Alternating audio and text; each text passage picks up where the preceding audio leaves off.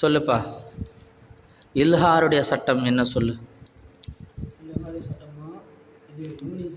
முதல்ல இல்ஹார் அதுக்கு என்ன அர்த்தம் சொல்லுப்பா. Very good. குர்ஆனுக்கு மேலே நோட்டு வைக்கக்கூடாது ராஜா. Very good. அடுத்து அந்த இல்ஹாருடைய எழுத்துக்கள் எத்தனை? சரி. என்னென்னது? நல்ல எழுத்து தெளிவாக சொல்லணுமா? மஹ்ரஜ் படிச்சிருக்கோமா இல்லையா? கரெக்டாக சொல்லணும். ஹம்சா ஹா, ஐன் ஹா. இதுதான் என்னது? இல்ஹாருடைய 6 எழுத்துக்கள். சரி, இல்ஹாருடைய சட்டம் என்ன?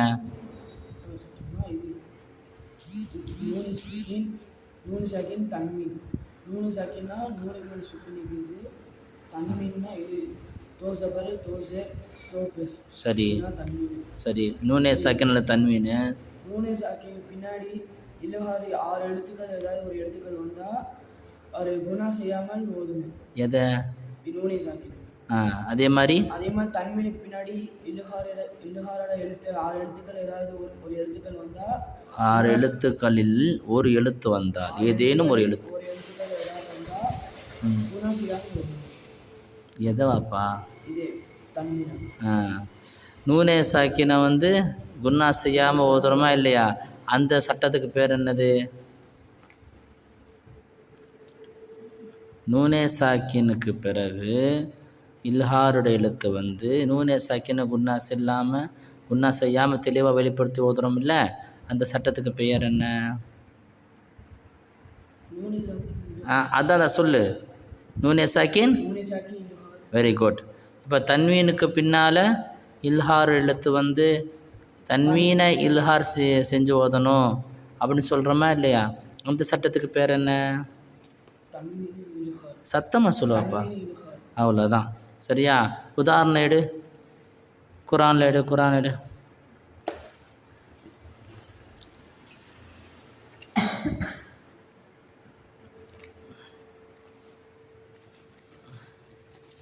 விரல வச்சு காட்டு.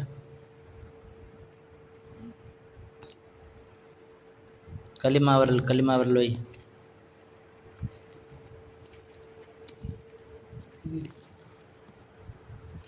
தன்வீன் உதாரணம் வசவா உன் அலைஹிம். அலைஹிம். எக்ஸ்பிளைன் பண்ணு எப்படி? இங்கே வந்து இது தன்வீன் வந்திருக்கு. அதுக்கு பின்னால் எழுத்து இருக்கு. இல்ஹார் எழுத்து என்னது? இது அலிஃப். நல்ல பார்வாப்பா. தன்வீன் எங்கே இருக்குது? தன்வீன் எங்கே காட்டு. தன்வீன் எங்கே இருக்குது? இருக்கா இல்லையா? இதுக்கு பின்னால் என்ன எழுத்து இருக்குது? கரெக்டாக காட்டு. விரல வை.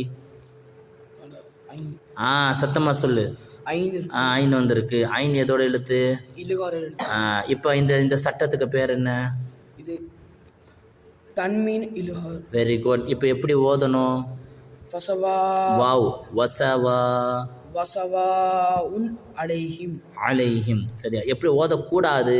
வசவா உன் அலைஹிம். Very good. மாஷா அல்லாஹ். பாரக்கல்லாஹ்.